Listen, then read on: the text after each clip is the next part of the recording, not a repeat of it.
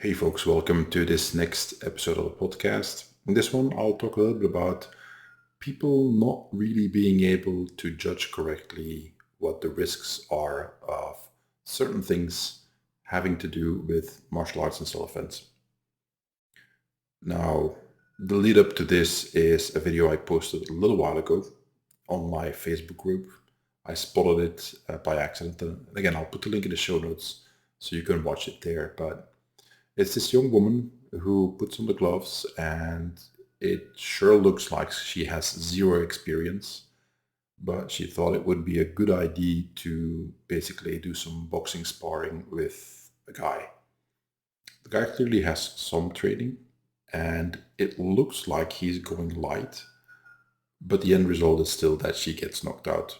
Now, why does that happen? Well, it's fairly simple. She runs into a jab. His jab isn't necessarily all that hard, but she runs into it. You can see the head wobble and she goes down. Now, no idea if she was fine afterwards or what happened then, but the video doesn't say that. But it looks like a legitimate knockout to me. It doesn't look like it's a fake video, which nowadays you always have to be careful of making definitive statements when it comes to videos that you see, because there's so much fake stuff out there. I'm actually writing my next blog post will be about that, but I digress. The point is this: she seemingly wanted to play, and the guy said okay.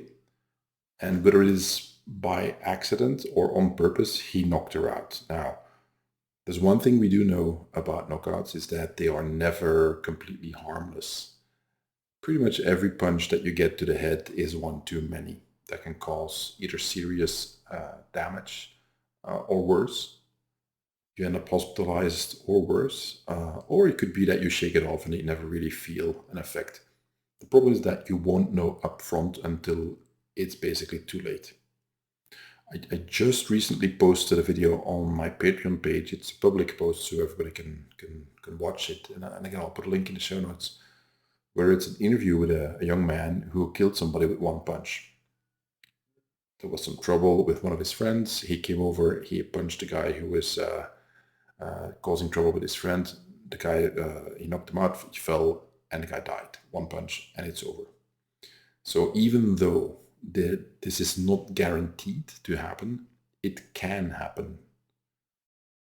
It's one of those things that I often tell students when I show certain techniques that, look, what you're doing here is a technique that is very effective if you can land it for this and this reason. We can talk about anatomical reasons. You're twisting the joint in a certain position so that it is unable to basically absorb the incoming pressure that you put on it, and it's going to break very likely. Or if you strike here, well, that's actually the carotid artery. So if you do end up landing a solid blow there, there's a high likelihood that the likelihood is very high that the person is going to be unconscious afterwards. But there's no guarantees. That doesn't exist, because there's this very bizarre thing going on in that, kind of like Schrodinger's cat. The whole Schrodinger's cat thing is that you put it in a box, it's alive or dead. Well, you'll only know when you watch. It gets more complex than that, but the point is that the human being is also in this weird state in that it can take an incredible amount of damage and be fine, meaning that you see videos of people getting beaten up horribly, and other than some cosmetic injuries, bruises, scratches, and so on, they're fine. And then other people take one punch, they fall, they crack their skull open, and they're dead. And anything in between these extremes happens. So that's kind of my point here, is that you might think, well, I've sparred a lot and I've been punched in the face hard, and when it didn't happen, I was fine. Sure, I saw the white flash in front of my eyes, and I was dazed a little bit, but I was okay afterwards. Sure, that's you. And then we have a bunch of other examples where the opposite happens and somebody's actually severely injured or worse. I one time had a student, and he was, I think, 15 or 16 at the time. He was, not a very big young man. He was kind of skinny, very light, a little bit overly enthusiastic. and we were sparring. Obviously, I was careful, and I threw a jab, and my jab actually stopped moving. So I extended my jab, I stopped my punch, I stopped it, and he was in the process of stepping forward, and he ran with his chin against my fist, and he knocked himself out. So that was a first for me. Never had that happen. Long story short, he had a concussion. He had to go to the hospital. So did I expect that to happen? Nope. Did he? For sure not. But he was out. He dropped to the ground and he was knocked out. Came to very quickly, and we took care of him. But the point is that this can and does happen. This is very similar to what the original video that I was talking about showed. Is that the guy throws a jab and it doesn't really look like the jab is all that hard, but he's a big and strong guy, and she kind of walks into it, and you can see the head wobble side to side, and she's just knocked out. So she's running into it. Why does this matter? What's the whole point of talking about all this kind of stuff? Well, I've talked about this for many years. I've written about this extensively, that more and more it seems that a lot of people have these erroneous ideas about violence, self-defense, and so on. But they don't seem to understand what the danger is or how it actually works. Funny thing is, a few days ago, I did an interview with Barry Eisler on the podcast, best-selling author, and talking about why is that from the perspective of an author, somebody writing books or scenarios for TV shows and movies. Why do you put in violence a certain way, and why is it also all too often very different from violence in real life? There are reasons for that. What I see is a lot of people thinking the movie violence or the fictional violence is the real thing, and not understanding that the real thing is very different. If that young lady would have thought that she for sure would end up knocked out, even if it's just the guy going very lightly with her and pulling his punches and trying not to hurt her, it's unlikely that she would have done just that. But if you don't know any better, you're just like, okay, oh, it'll be fine, and you run a risk that you really don't understand what kind of risk you're taking. So this is something that I feel is important, because as time goes by and people, for a variety of reasons, eventually get into contact with a situation in which violence might happen for whatever reason, that they make decisions based upon that erroneous information that they've basically indoctrinated themselves to by watching movies, TV shows, reading books, and so on. And that's just like, dude, it's not a movie. Real life is very different, and you're gonna have to face the consequences here, and they're gonna suck. It's not gonna be a fun time. So in that regard, it always strikes me as a little bit sad when that kind of stuff happens, when somebody ends up injured for reasons that are kind of silly, like wanting to play a game, and at the same time being running into a punch like that and maybe suffering the consequences for that. Now, at the same time, I've also seen the opposite, like the guy doing the striking being a little bit of an asshole and actually hurting people. That he should have known better. He should have known that, if I hit this hard, that person's gonna go down or it's gonna hurt real bad. That's not really smart.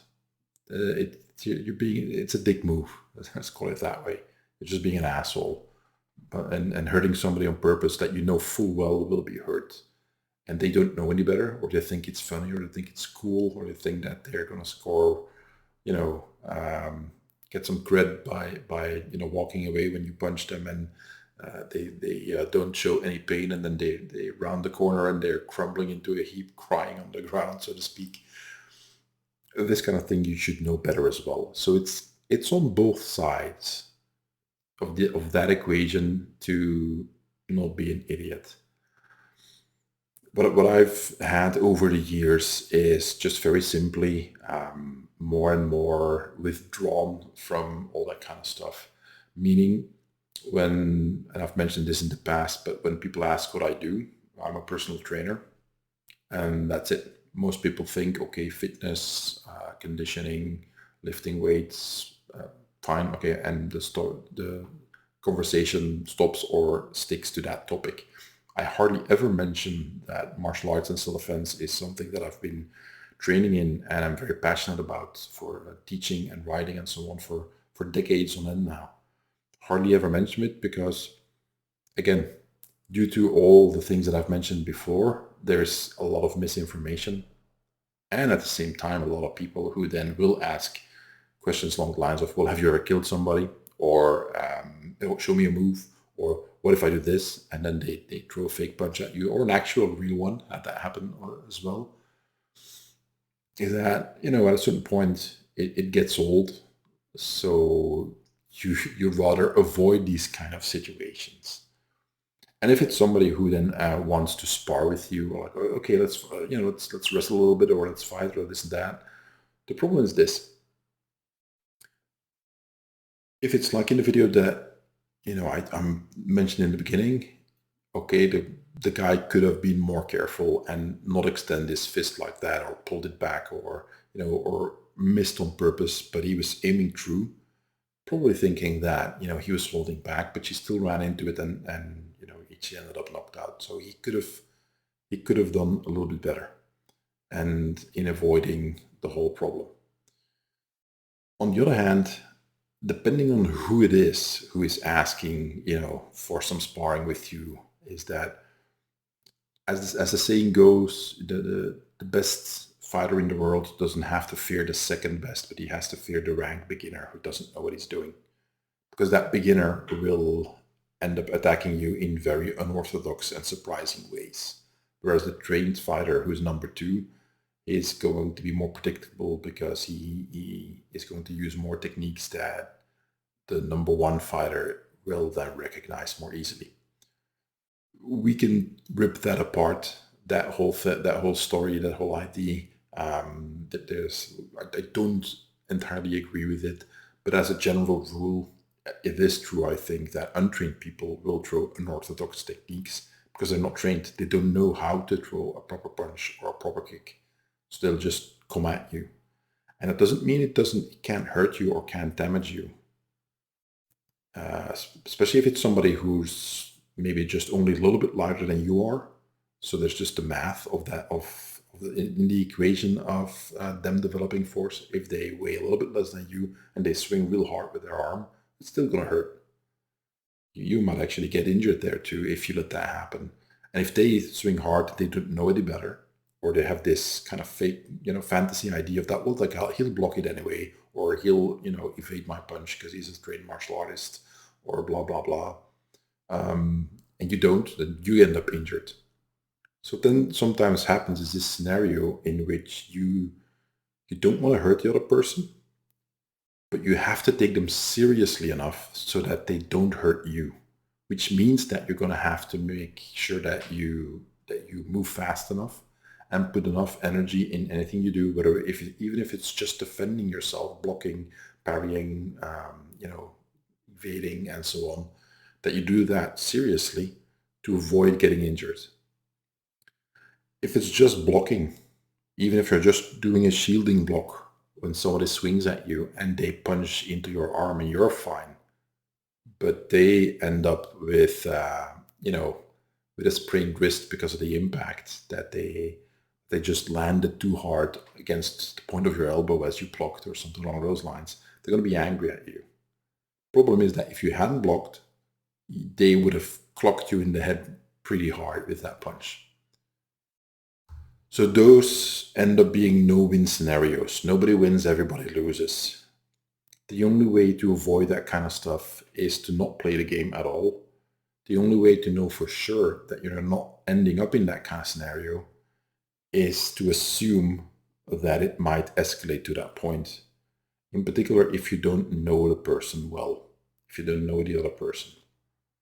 If they're just somebody who you just met, or if it's somebody who's a friend of a friend and so on, and they are overly enthusiastic. It happens that the people get really enthusiastic like that. Then you have to manage it. For instance, not that long ago, I went to class, to my teacher's class, and I pick my swords out of the trunk to enter the training hall. Somebody else leaves, and it's a gym, so there's people just lifting weights and doing cardio, and it was a young lady, and she's like, "Ooh, swords!" And I smiled at her and closed the trunk, locked the car as I walked away into the building, and didn't engage in any way. Why? Because if somebody gets so excited about when you pick up a weapon, um, what happens when you engage them? Will they potentially or will ask like, "Oh, can I hold it?" No, and then you're the asshole because you're like, I don't know who you are. You might start swinging with this. You might want to try to poke me with it, see what happens. So we're kind of done talking right away, which is a very different situation than, let's say, she would have approached me very calmly and said, "Excuse me, sir, uh, I noticed that it looks like you have swords here. That's always fascinated me. Could I take a look, please?" And then we can, talk and I can manage the situation better. But if somebody immediately is hyper enthusiastic, that's a warning sign to stay away from those kind of situations. Maybe nothing happens. Maybe it escalates and it goes out of hand right away, and then you end up where you don't want to be.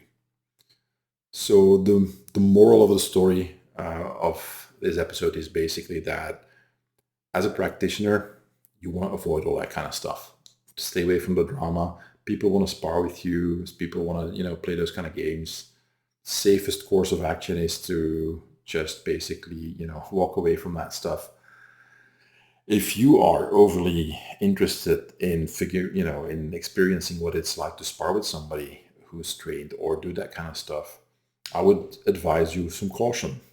Um, that might not end up the way you like, and I would invite you to look at the video in the Facebook group that put link in the show notes. Is that that might be you getting knocked out in all your enthusiasm and lack of knowledge and training, not being able to avoid that problem. So that's pretty much it. Hope you guys enjoyed this one. Again, as always, the You Are Not Aries episodes are a little bit shorter, and just me talking top of my head about the stuff that is in my Facebook group. I wanted to share this story with you. So what's coming up next? Next week, we'll have my interview with Kelly Sayre about situational awareness, her book, Sharp Women. That's going to come up. As I mentioned, I did interview Barry Eisler about fictional violence and real violence. What are the contrasts? So that's coming up in a few weeks. And in the meantime, I'm still working on a bunch of guests to get them on the show. So as always, thank you for listening. And if you want to help out, like, share, subscribe, or join me on Patreon, where I have a truckload of content there that is only available there. Okay, that's it, folks. Take care. Bye-bye.